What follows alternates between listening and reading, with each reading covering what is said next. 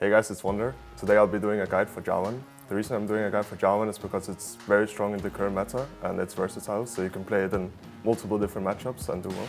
By my will, this shall be finished.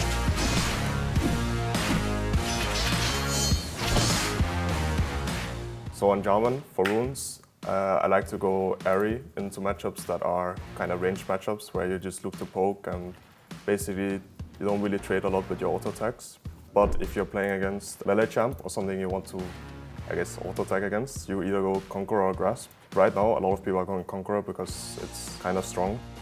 So on Jarvan, you usually want to start Corrupting Potion. I think basically in every game you start Corrupting Potion, depending on if you're gonna push or if you get pushed. Like Phage is a bit stronger for all-ins and stronger for just being more healthy. But Tiamat is really good if you can actually push the lane and move. And then early boots as well, either Tabriz or Mercs, depending on what you play against. And then for general items, you want to either get Titanic Hydra pretty fast or Black Cleaver fast. Titanic Hydra can help you push and has a lot of burst early game.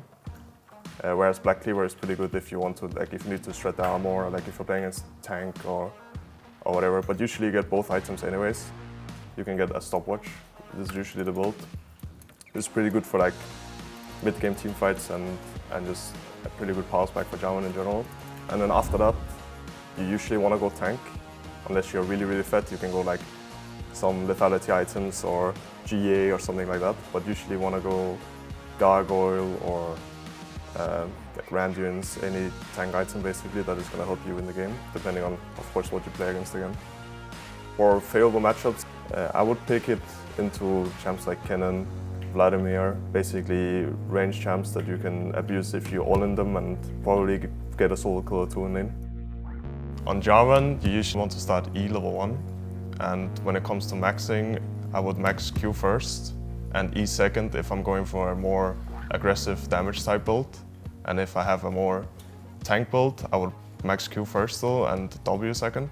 When it comes to after level 6, you can look for a lot of roams as well. Usually you want to get on priority targets like the carries, but if they have a lot of escapes, it can be hard for Jarvan to catch them. So usually it would look like EQing in, and then maybe holding multiple targets and look for your team to follow up.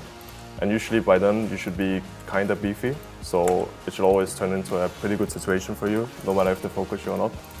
But worst case, if you're not really that tanky, you can also look to flank and maybe ult in and EQ out or flash out, depending on if you have flash or not.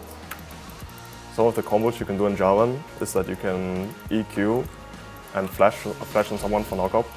If your team is fighting front to back, you can save a lot of time for your team by EQing in, ulting them and stopwatch as well. By doing this, they can't really move out and fight your team, and they can't fight you since you're in stopwatch. So usually you want to get stopwatch even if you're going Gargoyle or if you're going GA. This is a pretty good item to have and pretty good for team fights. I hope this Jarvan guide helps you get some LP and solo queue, and let us know what champ in the comments you want us to cover next time.